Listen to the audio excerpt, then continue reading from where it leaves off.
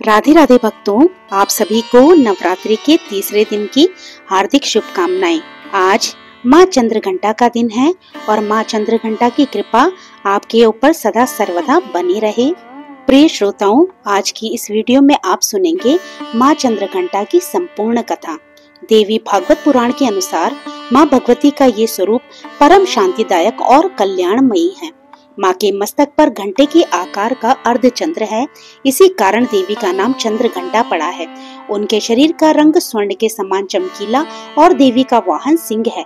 देवी की 10 भुजाएं हैं, जिनमें ये कमल, धनुष, बाण, खड्ग, कमंडल, तलवार, त्रिशूल और गदा आदि जैसे अस्त्र शस्त्र धारण करती है।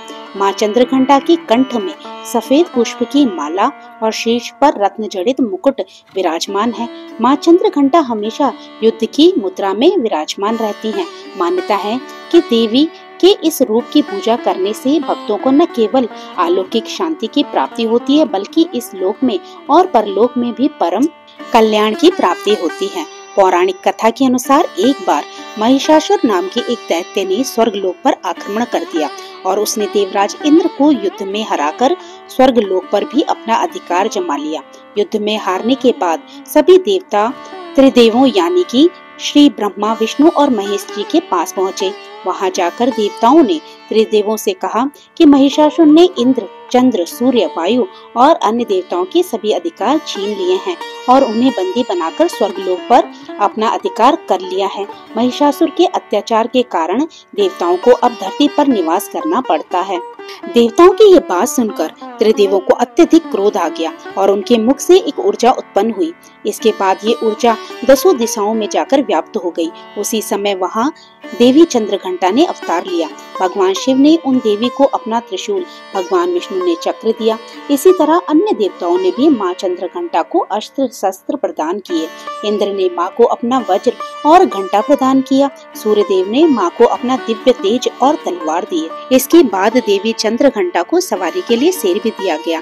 अब माँ चंद्रघंटा अस्त्र शस्त्रों से सुसज्जित होकर महिषासुर से युद्ध करने के लिए निकल पड़ी।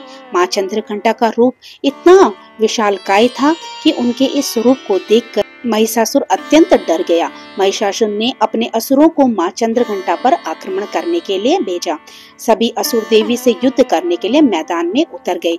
माँ चंद्रघंटा के मस्तक पर विराजमान घंटे की टंकार से जाने कितने ही असुर मूर्छित हो गए और कितने ही भयभीत होकर वहां से भाग गए और न जाने कितने ही असुर सुनने की शक्ति खो बैठे।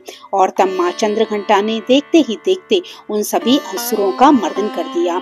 महिषासुर अपनी पूरी ताकत के साथ देवी के साथ युद्ध करता रहा और अंत में देवी ने महिषासुर का वध भी कर डाला। ये देखकर देवतागण अत्यंत प्रसन्न हुए और उन्होंने आकाश से देवी पर पुष्प वर्षा की। आकाश में दुंदुभियां बजने लगी। इस प्रकार चारों ओर शांति छा गई। इस तरह देवी चंद्रघंटा ने देवताओं की रक्षा कर उन्हें स्वर्ग लोक की प्राप्ति कराई। तो प्रेम से बोलिए चंद्रघंटा माता की जय हो। हे माँ चंद्रघंटा, अपने दिव्य आशीष से हम सबके जीवन को भयमुक्त, सुख समृद्ध और प्रकाशमय बनाइए।